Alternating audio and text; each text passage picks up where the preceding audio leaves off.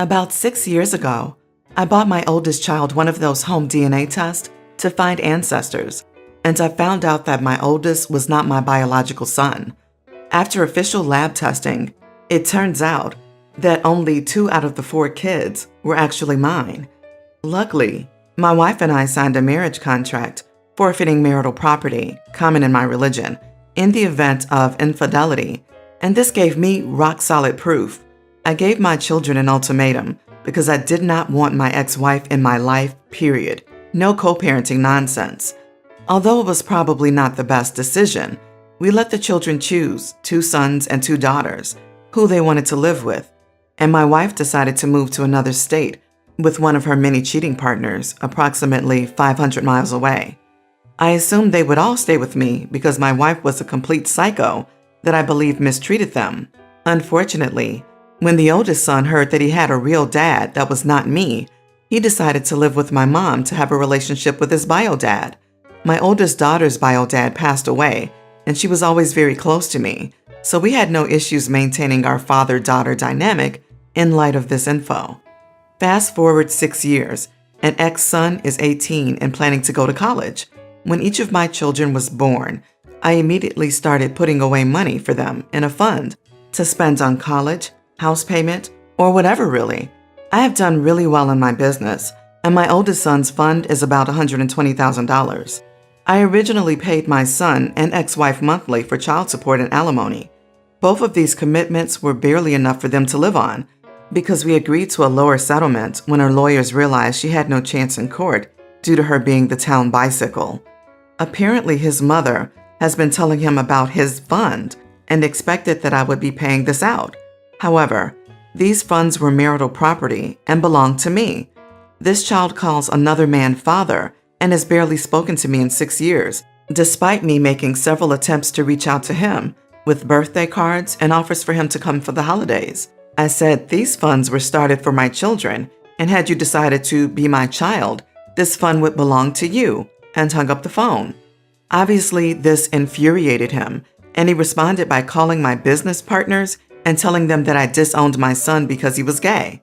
I think the biggest irony is that I have so little relationship with him that I did not even know he was gay until this incident, but he thought that my conservative values had something to do with him not getting the fund. Am I the idiot for not giving him the fund? In fact, I plan to give his fund to my soon-to-be stepson, who is the only little kid, instead. I realize I am punishing a child for mistakes made when he was so young, but at the same time, he did not want to be my child, and these funds were meant for my children. You are all idiots here. It's not just your ex, you're wrong too. Making children choose sides in a divorce is already bad. Asking them to leave one parent forever is even worse. It would be so easy to say, I don't want these kids, take them to the ex. It's not perfect, but men do take this option when they feel nothing for a cheater's child. Instead, OP, it appears, wanted the kids to shun mom and tried forcing children to solve 2 adults' problems with an ultimatum. I'm gonna get heat for this, but OP is not the idiot. First, he's not your kid. Second, kid doesn't think of you as a father. Third, ex-wife is a cheater. Her and her spawn don't deserve a single cent from you. Fourth, as you said, the money is yours. I have a lot of feelings about this. Yes, this woman lied and deceived, but this man also raised a child for 13 years. The child grew up thinking he was his father. This must have been incredibly difficult and a huge decision to place on a child. OP, you are the idiot simply for making your children choose sides just because you aren't mature enough to co-parent. Being a father isn't just about blood, and I'm sure it was very traumatizing for all the children you raised when you decided that they had to choose who they loved more. Are you serious? The kid was not even OP's child to begin with, and it was his decision to be with his real father? Not OP's daughter, who had no problem staying with OP instead of her mom, did she? And yet OP kept paying alimony for him, sending him birthday cards and holiday invitations and so on, which the kid himself refused. What possible right could he have to that money? So me, female, and my husband, 33, have been married for 2 years. I'm now pregnant. First time, and it's been difficult. I have anemia, but I'm getting treatment. We went for the doctor's appointment to find out the gender of our baby. My husband was excited, although he repeatedly said he guaranteed it was a boy, with no evidence to back it up. We entered the doctor's office and he didn't stop feeling nervous, making me nervous too. Once the doctor said it was a girl, my husband's face went red. He stared at the doctor, then started asking if she was sure, 15 times. He asked if she was sure there wasn't a recording footage of her previous patient, which made me feel embarrassed because that was a dumb question. He has zero ideas how ultrasounds work. Doctor laughed, but he asked her to check again and even tried to act smart to the point that it's actually a boy, but the doctor got it wrong. I told him to stop, but he started lashing out blatantly, saying he wasn't expecting this and was in fact disappointed with the results. I felt mad, especially after he told the doctor we will be seeing another doctor, then get back to her to tell her she got it wrong because he guaranteed it was a boy. I waited till we got home. I lashed out at him and told him he had no right to speak to the doctor like that and waste her time by getting her to check repeatedly. I said he embarrassed me, and he lashed back saying he has a right to express how he felt and that he was disappointed. We argued, then he went to call his mom and tell her, although I asked him to wait to do it together. I called him childish for immediately calling his mom and getting her to text me, like it's my fault. I told him I'm going to stay with my mom's for 2 days because this is too much. He asked, how's it childlike for me to call my mom and vent a little, but totally okay when you pack and go to stay with your mom for 2 days? I was speechless. What response could I possibly have for this? He started texting, saying ultrasound wasn't a good idea, but he'll just wait till our baby is born to find out, since test can't be 100% sure anyway. Said he wasn't trying to blame me for being pregnant with a girl, but how I reacted to his reaction. He planned to have 1 kid, and that's it, preferably a boy, but it didn't happen, so he was disappointed. Again argued that I overreacted and mishandled his gender disappointment. My sister said I was wrong because his reaction was understandable and that he's free to express how he felt, so I shouldn't try to control his reaction. We're from Canada, by the way, if it's relevant. Wow. Does he not realize that his part determined the gender of the baby? It's his fault he's having a girl. Gasp. He's an idiot and needs to get his crap together. It's one thing to have a little disappointed letdown when you get yourself hyped for one gender or the other. It's completely over the top to do what he did. You are not the idiot. You are not the idiot here. I would honestly reconsider having a baby with this man, only because I lived in a life of only boys. My mother hated me because I was a girl. My dad no better. They both mistreated me, to the point I have PTSD. Quick thing, in my family, all of them, my dad and his siblings, all had boys. My mom, her siblings, all had boys, and nobody wanted a girl. Then all of a sudden, I arrived. Most of the family treated me terrible. My cousins would make fun of me until I tried to off myself. My uncles and their wives were even worse, all because I am a girl. Well, being a woman taught me that misogyny is a real thing. Well, I'm still here, and that's because I realized I am better than misogynistic people. If they're already like this at the start of the pregnancy, it will probably always be there, the hatred. Just my opinion, but I lived it. You are not the idiot. I'm so sorry that your husband has just revealed himself to be a childish, aggressive misogynist. I hope this post and the reactions to it help you realize that his behavior is not normal, because I think you need to start planning now how you will raise your wonderful little girl on your own. I really hope you stay at your mom's house for now, until this idiot moves out of your house. But $10, at least 2 people on here are like, gender disappointment is real. You can't be mad at him.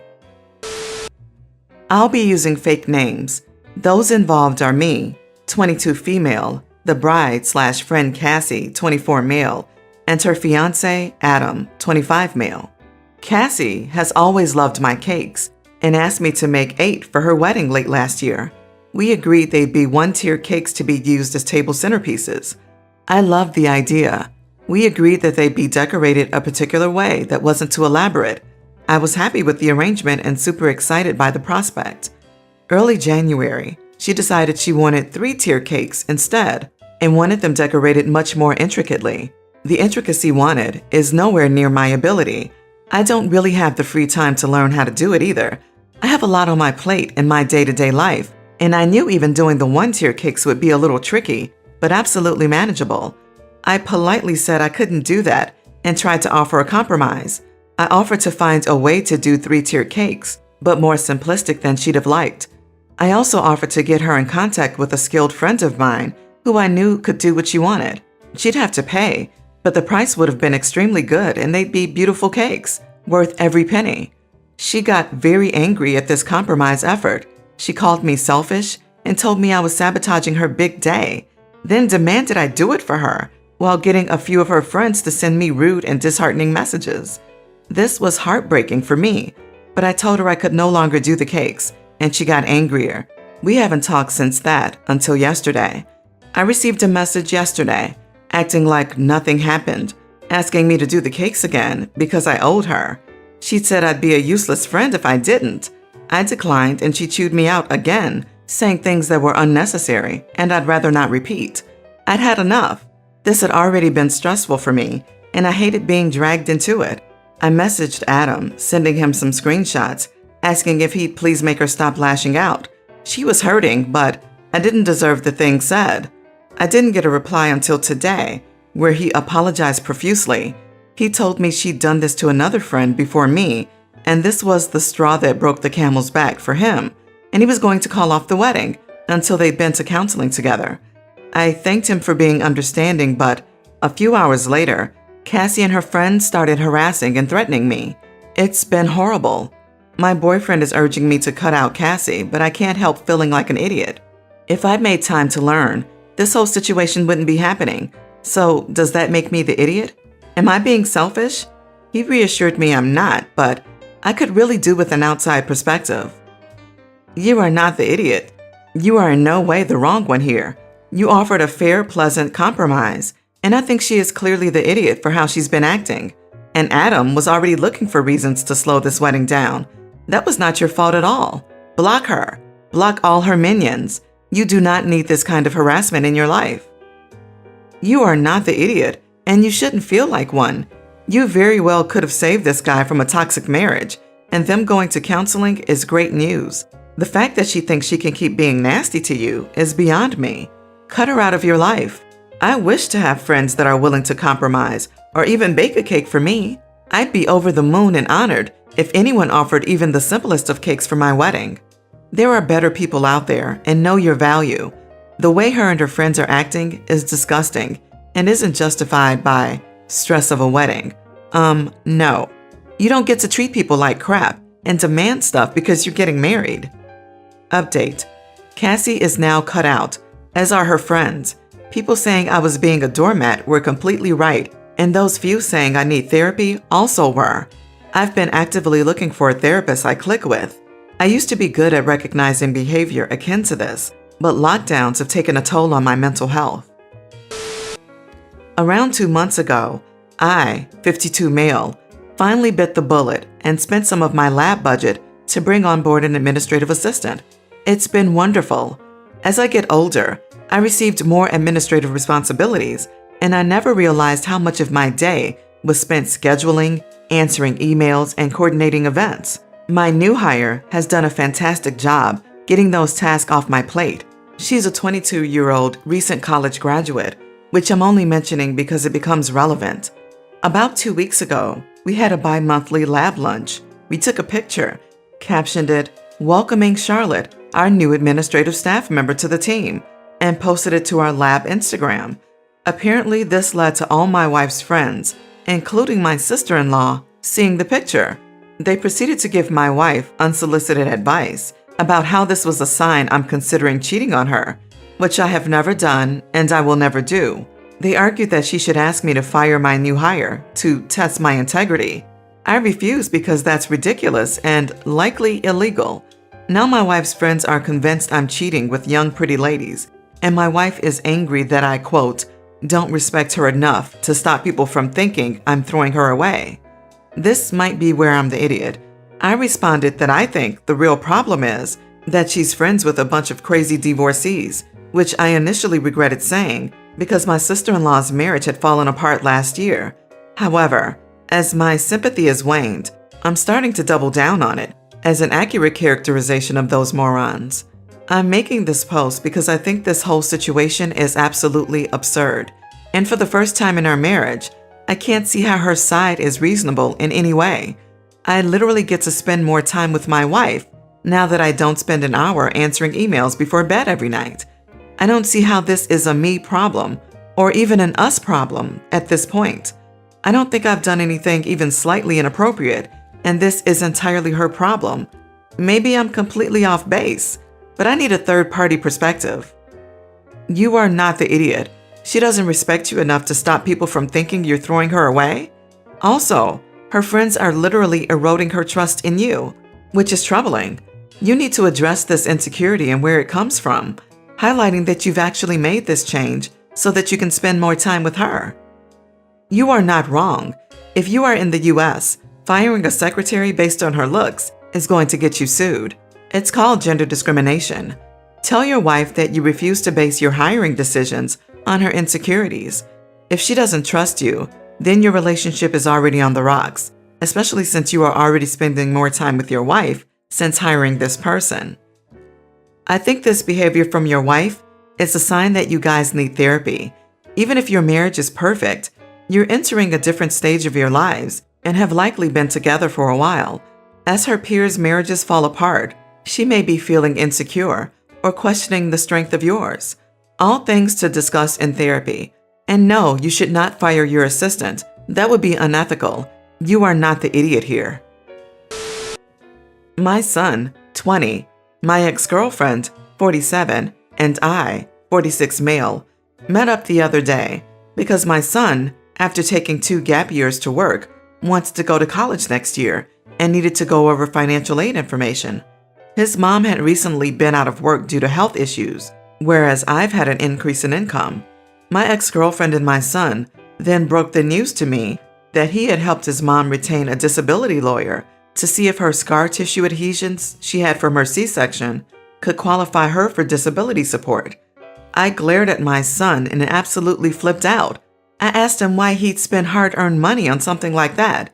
If his mom was honest with him about her medical and financial history, he would have known has been deemed as far from a disability as can be. When my then girlfriend had our son 20 years ago, she complained about severe abdominal pain. We met because we were both avid kickboxers and tennis players, but after the baby, she would sit on the couch with a heating pad and cry. At work, people would find her in the bathroom throwing up. She pretty much bankrupted herself, going from doctor to doctor. Eventually, an OBGYN pulled me aside and told me, because I admitted I'd been distant and resentful, that she was just stressed to the point of psychosis, and the abdominal spasm she was saying was like baby kicks might be psychosis. She recommended a psychiatrist and said that my girlfriend should be able to be like all the other mothers and go back to work. When we asked a friend who worked in law about whether she could claim disability for a C-section scar, he gave us both an incredulous look and recommended a therapist. My dad was drunk one night and accused me of enabling my girlfriend's Munchausen. After those encounters, I was depressed and fell into a workaholic daze, and we split up after I took a promotion on the other side of the country. My girlfriend complained about on and off problems and about not having money to hire a good lawyer to defend her case. Finally, her doctors recommended a hysterectomy for a apparent cyst in her uterus. Now my son says, because she had to quit her job after complications from the surgery, for something his mother told him was because of a C-section, that he wanted to contribute part of the $2,000 retainer to get a good lawyer for his mom. I told my ex that I couldn't believe that she was dragging my son into a fight when all the doctors told her that it's pretty much in her head. I told my son that if this was how he spent his funds, I did not want to contribute to his college because this wasn't a responsible utilization of funds. My son flipped out and said he believes his mom because he's seen her in pain before she told him what caused it. Am I the idiot for being mad at my son for thinking that the government would ever classify his mom as disabled? You are the idiot. I'm so glad this woman has ended her relationship with you. It's not all uncommon for people, especially women, to seek answers for their chronic pain for years and be written off and dismissed by doctors. Your ex actually found an answer eventually, cyst in her uterus, and you still insist she made it all up? Your son is far nicer and more compassionate than you, and I'm glad he's helping his mom get what she needs. You are such an idiot. First of all, it's not your money, so you don't really get a say on what your adult son does with it. Second, I feel so bad for your ex. If your ex had to give up hobbies she used to love and was throwing up that often, something is clearly wrong.